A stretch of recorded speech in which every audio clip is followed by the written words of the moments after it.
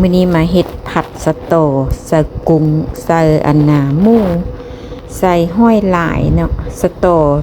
ตั้งแต่เป็นเดือนแล้วเนาะพี่วิทยากับพวกคุณส้มสายเมสุเอามาให้แม่แก้วก็เลยสิมาผัดกินลองเบิงเวลาเฮาไปเมืองไทยฮะนะเฮาไปกินกุ้งผัดใส่สะโตนะคือว่าแซ่บแท้แซ่บว่ากับผัดอันน่ะกะแหนงกะหล่ำปีนะเนาะแซ่บแซ่บพ่อเคยเด้ ไปกินอยู่บ้านเข้าเจ้าแล้วแซ่บแซ่บเนาะแม่แก้วก็เลยว่าลองมาเฮ็ดลองเบิ่งผู้ได้หูกระบอกสูตรเด้ออันนี้ตามท่ามเมสุมาว่าตำหัวผักบัวผักเทียมตำมักเผ็ดเนาะแล้วก็มาคั่วมันก่อนคั่วแล้วก็เอาสิ้นหมูคั่วลงสิ้นหมูคั่วลงแล้วก็เอากะปิใส่คั่วให้มันหอมๆนี่แล้วก็มาเอาห้อยลายกับกุ้งใส่ธรรมดาใส่แต่กุ้งเนาะมื้อนั้นไปห้างแก้วมณีก็เลยว่าผัดห้อยลายใส่น้ำแม่จังแซ่บว่าซั่นแก้วมณีว่าแก้วก็เลยว่าบ่อยากขัดใจแก้วมณีเนาะแก้วมณียากก็เลยว่า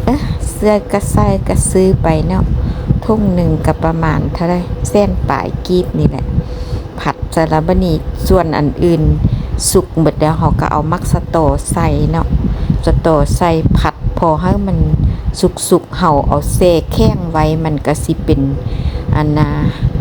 หนึบๆเด่นนิดนึงเนาะเขาก็มาผัดแล้วหอมได้นี่นะแล้วเขาก็สิมาตักใส่จาน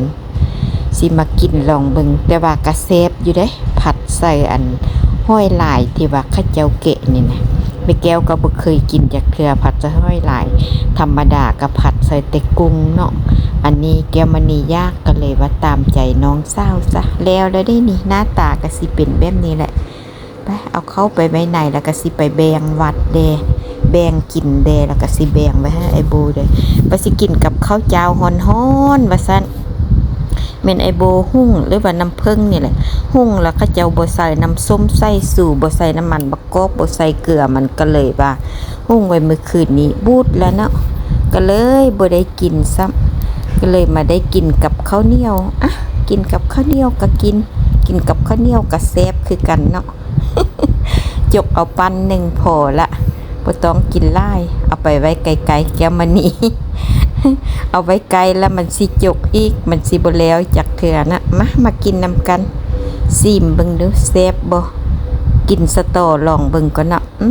ยำก็คืออันมักกะทินเนี่ยแต่ว่ามันเป็นเม็ดมักใหญ่ๆเนาะแซ่บอยู่เขาจะว่ากินหลายแล้วมันยักอันน่ะยังก็ถ่ายหลายหั่นนะกินพอดีพองามเนาะสะตอกินหลายก็บ่ดีแล้วสรรพคุณมันดียังเด้ผู้ได้หูบอกแม่แก้วมาเด้อกินอันนี้กับมักแตงกับมักเขือเนาะเข้ากันดีโอเค